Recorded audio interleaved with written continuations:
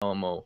So, Slow but motion. definitely anyone who is trying to get to Croatia, trying to visit it, I would definitely recommend it. Like there's a bunch of stuff you can do in Croatia. So Do they have a good like dance music scene? so I mean we have Matroda, San Pacho, like me and my boy Leonard. So like the guy that I had collab, like my later song. And there's like some young guys, I mean I consider myself also a young guy, but there's some like upcoming producers. Mm-hmm. Like for example, one guy that I've been talking to, his name's Pushka. He's from Zagreb also. He's a good guy, talented producer. And I mean, we're kind of growing, Yep.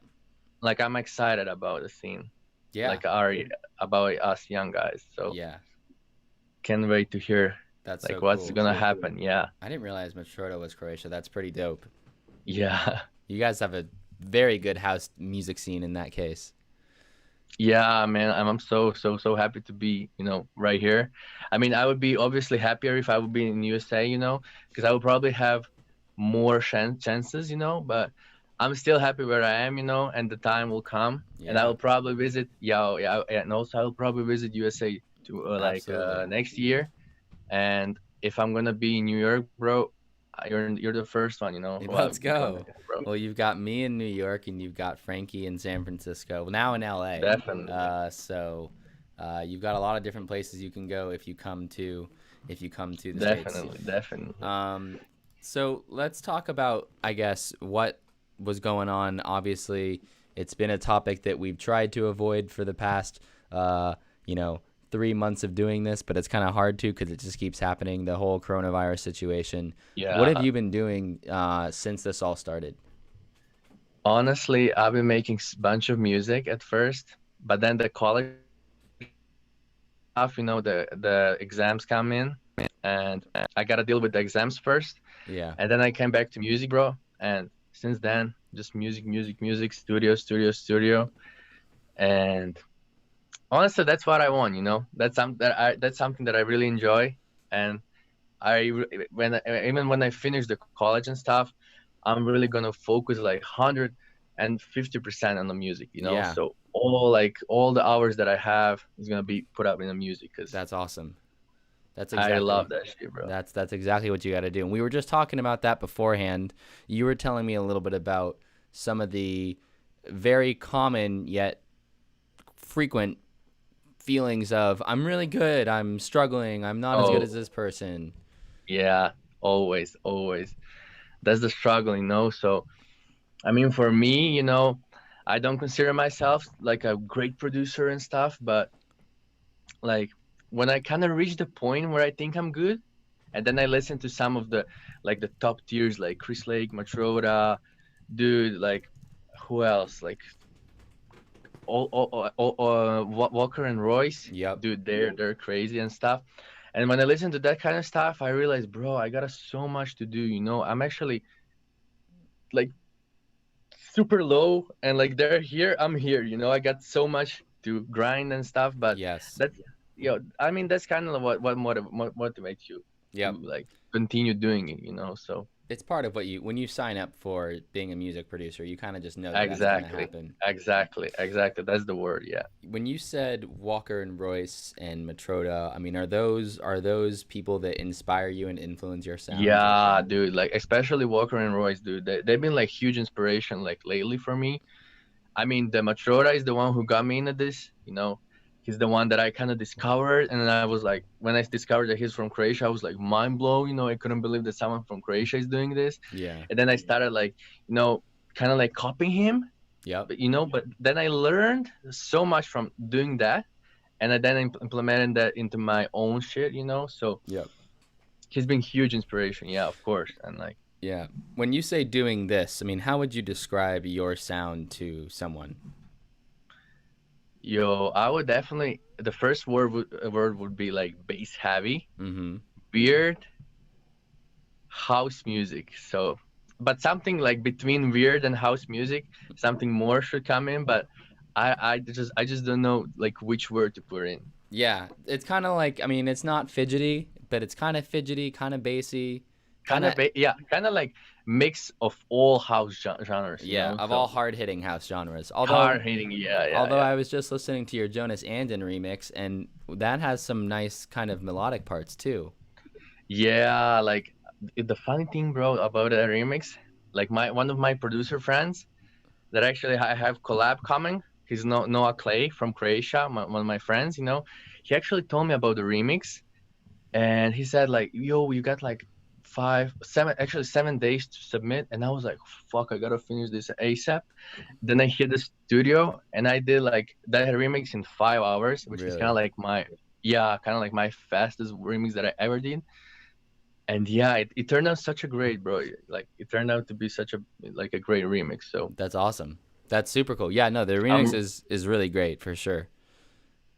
Um, thanks, man. I appreciate you. yeah, so that heavy sound, Matroda, Walker and Royce, they even have some heavier stuff.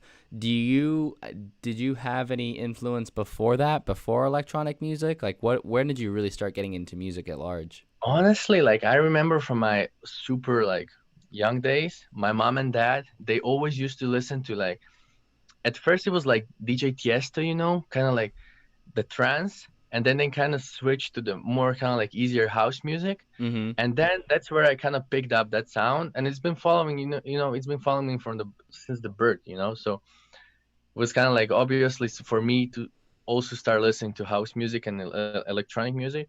Of course, I was at first in the big room, you know, like electro house, the kind of like spinning records movement, you know, Yeah. kind of like in the early 2010s. But like I kind of like switched to house music because it was like kind of naturally. Like I feel like as you get older, you kind of like more kind of serious music, you know. So Very true. I had so the same thing happen to me too. yeah, basically to everyone who's been like super heavy in electro house and big room, you know, like and stuff like that. Yep. For me, it was I was a future bass guy. Yo, oh, dude, I was also future bass guy. I even have some remixes still up, like future bass remixes on my SoundCloud. Yeah. And yeah, and I will probably never deleted them just because it's kind of like, it's been my phase, Yeah. and I don't want to be that guy who's like deleting the phases and stuff. I just want, for example, like to for like, upcoming producers to see that they can still do different stuff, and once they found like a perfect lane, then just grind that lane. Yeah. And I'm really, really happy that I did so much genres because from every genre that I did, I kind of picked up something which I kind of like, and Mhm. then kind of implemented it in the whole, you know, kind of like my style, The whole you know. Cashew. Call Cashew, exactly. Where does the name Cashew come from? Oh, yo, I was like 2.5 years ago. I was like searching for a name, and I remember typing in a Google like weirdest fruit name, and then there's some page pop up, and I clicked it and I scroll, and the last name was Cashew, and I was like, oh fuck, that's like the peanut, and I said, oh, but it actually sounds super dope. Like I started repeating it like kind of like a cashew, and oh shit, let's do the cashew, and that's how I kind of like went with the name Cashew. Yeah, I mean, That's it's super super amazing. funny. It's That's amazing, amazing. yeah. Oh my god. And you've got the cashew as your logo. You've got the Yeah, as a artwork. logo. Yeah, yeah, yeah, yeah, yeah, That's yeah. so good. Kind of like a branding. That's so good. Awesome. So, you got the Cashew project. You've been grinding out music. What are, I mean, some of the things that you were working on, I mean, before this all happened? Did you have any projects in place, whether it be touring or EPs that you're working on? Like what's been going on your Like end? before the cashew, I had like one project with my cousin. It was called D Boys. I was making like a bunch of music because I was like beginner at that point. So I was making like at first tropical house, and then like it was like progressive house, and there was like big room and stuff. And then the last track that we did, as it was actually kind of like more bass house, and then we kind of like split the ways, because he didn't have time for music as much as me, so we kind of decided to do our own projects. So Yep. then I started the Cashew, and since Yep. then, And now he's uh, worldwide. Cashew Oh, yo, worldwide. it's crazy, bro. It's crazy. Like I'm super thankful for like literally every play that I got, and like Yeah. I'm super thankful for that. What is it on your end? Obviously, besides Odd Mob, every single person I've talked to so far has been in the U.S. and their strategy is, Spotify. I think didn't I see you post just recently? Croatia just got Spotify. Yeah, dude, Croatia just got Spotify like 2 weeks ago. Yeah, that's crazy. Yeah. How does that pause? So you literally just didn't have access. You could not listen to No, anything on we you Spotify. know we just couldn't download the app. We couldn't access the app. Like it was we had the Deezer. We had a Deezer, but I don't like the Deezer just because there's no much like electronic music artists like like kind of more underground artists that I kind of listen to. And we just got Spotify, and dude, like it's been a huge thing in Croatia. I mean, we're kind of late from the world, like 10 years, maybe even 20. I don't know when the Spotify kind of came in as an app, but it's been crazy, dude. Yeah. Like we finally got the Spotify. Well, So how did you? What were you listening to before? SoundCloud. I mean, how were you listening to yeah, your mainly music? SoundCloud. Yeah, mainly SoundCloud. SoundCloud's been like my go-to, since the Spotify came. And yo, on SoundCloud, I just like the SoundCloud because you can discover so much new music that you can kind of discover on Spotify. Yeah. Just because I like the related tracks, the related tracks when you're on SoundCloud and stuff. So you can kind of, yeah, I mean, I find most of my kind of edits, kind of like remixes, originals, like for the mixes and stuff by related tracks. So Yeah. I like that option a lot. Well, what was your strategy then to get your art in front of people? Were you doing SoundCloud ads? Were you focusing on Instagram? How were you getting your name out to people like me in the US? So I like my first strategy was like doing remixes, kind of like house remixes. I did like one of my first house remix was Wally Mo, No Joy. That's kind of like my first house remix. And I saw the reaction. I said, "Fuck yeah, let's do this shit." And then I did the remix for Breach, like Jack, like Let's Jack Yeah. remix. And I had at that point that I had like a lot of originals already, so I started like submitting to labels and stuff, kind of like house labels. And honestly, like from labels, and oh, of course, yeah. Then I dropped the Daft Punk remix, Mm-hmm. the All About House Music remix, and those kind of remixes blew up, bro. Like I just uploaded them on the SoundCloud, like put it to run into one like super small chain of my friends and stuff. And dude, like other than that, bro, I didn't do anything. It was like crazy. It really like got picked up by like the By algorithm the of the mass, yeah. SoundCloud. And yeah, I mean, it was like kind of like super DJ friendly, so that's why I think the kind of that they picked up. So So it's really still the same strategy as what a lot of people who are in the US are doing. You don't really feel like there's any difference in terms of what you need to do to get your name out there. yeah, I definitely agree, man. I think that it should be like super kind of more kind of DJ friendly quality, of course.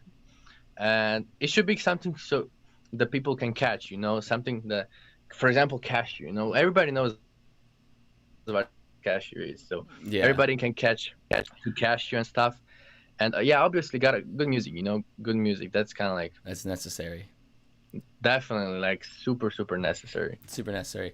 Well, for people that don't know what DJ friendly means, because we have audiences of varieties of Oh, types, DJ friendly is just more like having music that has long intros or outros or yeah, things yeah, like yeah. that. Long intro, long outro, and kind of like a drop that people can dance to.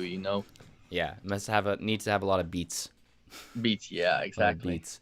I Actually, was I just want to say one thing, bro. Yeah. Like that, something when I'm working in studio, I actually dance a lot.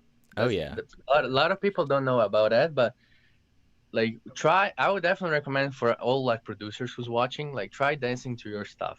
So Get you just in the imagine mood. being in a club. Yeah, gets you in the mood exactly. And try like imagine being in a club and hearing the track like, how could I dance to this, and stuff like that. So that's something that I do a lot actually. I agree with that 100%. Well, I'm looking at your studio and you've got bass traps on the ceiling. You were showing me earlier you've got a lot of good paneling. Yeah, like What do you have? Give us a little tour real quick actually. Let's do that first. so I have like in front of me. I just built like a output platform, a desk Me and my grandma built it. Actually, grandma and grandpa, sorry. Me and my grandpa built it, and it's actually like identical to the output platform task. That's something fresh in the studio, but I have like a huge bass traps in the corners right there. So, then like diffuser, which is like up front, Yeah. and of course, like on the ceiling, I have the like absorbers, and in the back, actually, I gotta build one more kind of like Do you? in the back wall. So you're then that means you're a speaker mixer more than headphones. Yeah, more speaker mixer. Yeah, definitely, definitely more speaker. What's your take? I mean, obviously, if you're using speaker, you probably think it's better, but why? I just like it because of the stereo image. So when you're listening, like you can really tell if that sound is like right there, right there, right there, and stuff. So that's kind of like my only take on using the monitors, like studio speakers. Yeah. And the other one is I don't know, kind of like when I'm using like headphones, like my ears kind of get sweaty and like it kind of gets super warm, and especially right now and like on the summer here is like almost like 40 degrees, which is kind of like I don't know the Fahrenheit and stuff. So, but it's super super hot. It's like Yeah, super hot. I believe you. So I believe you. Have you always? I mean, a lot of people who are starting out, some of the things that they complain about is they don't want to pay for all the gear. Did you have all this gear to begin with, or did you accumulate it over time? actually I started with the kind of with the worst gear and then moved to kind of like standard gear.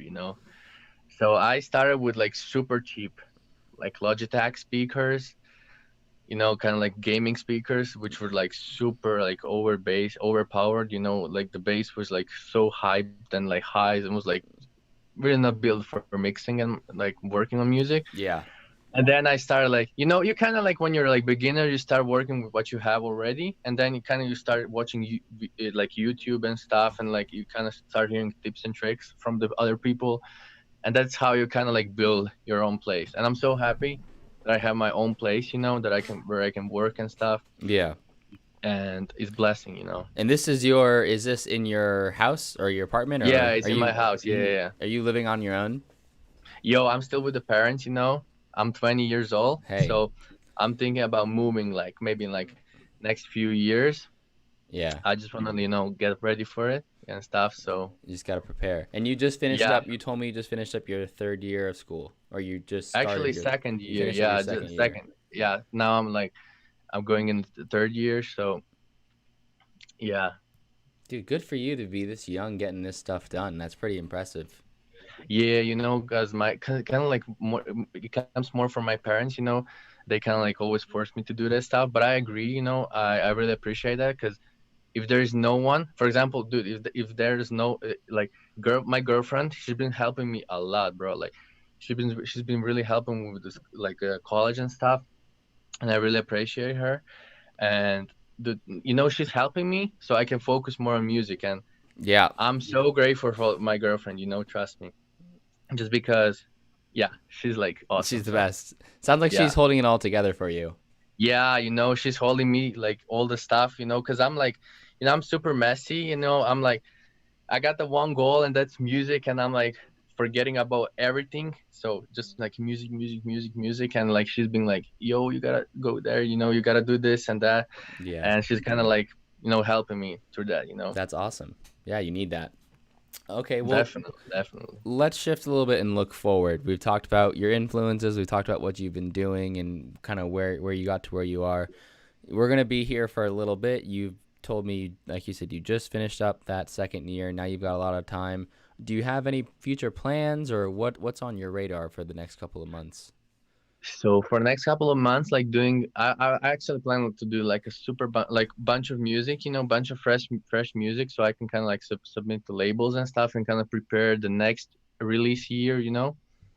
And obviously, yeah, but planning is since the COVID, we can't plan a lot, but I'm planning a trip to LA and stuff, AD, in Amsterdam. Mm-hmm. So I'm kind of planning that already for the next year, since this year is like canceled. And yeah, it Unfortunately. sucks. Unfortunately, definitely, unfortunately. And yeah, man, like just doing like music basically, because that's the only thing that you can do right now. Like the clubs are shut down. You know, we can play music until midnight, but dude, like the people, like in Croatia, they come in the club at midnight. You know, so there's no, no way that we can do anything else but music. You know. Yeah. Yeah. So are you just going to be just cranking out stuff? You don't, and this is not a leading question, like it has to be one way or the other, but just to kind of get a sense of where your head's at. You're more, I don't have any EPs or albums on the horizon. You're more just cranking out music as much as you can Yeah, in I whatever mean, way. I got like few releases scheduled for like the until the end of the year. But I'm kind of guy, when I make something cool, I just hate waiting labels, dude. That's something that I really hate. Mm-hmm. And when I make something fresh, I really want to get it out. I want to put it out. I want to let the people enjoy. And when you're working with labels, obviously, yeah, they can provide you the promotion and stuff, and that's definitely like super beneficial. But when you have something like super fresh and unique, kind of labels don't want to take it, because there's It's a it's not, risk. yeah, a risk, exactly, a risk.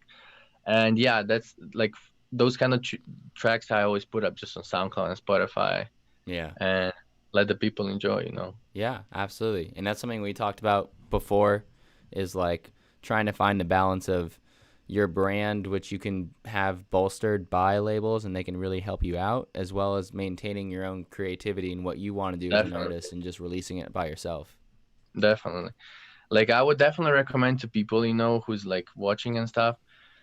Definitely don't be afraid to self-release music, bro. Like I self-released almost like two tracks, and it's been doing super great on Spotify and SoundCloud. I didn't expect that. So Yeah. like the labels won't risk it, but you gotta do the risk. It's all about the risk and like investing and stuff. So Yeah. I would recommend to everybody. Yeah, absolutely. Um, well, we're coming up on towards the end of the conversation here. Uh, Anything else that you want to share with people who might be in a situation as you? I think especially it might be helpful for you to talk to people who aren't really in a key market like in New York or in LA or even in London. Any advice on how to operate there or anything that you'd want to share with people? So I would definitely like recommend.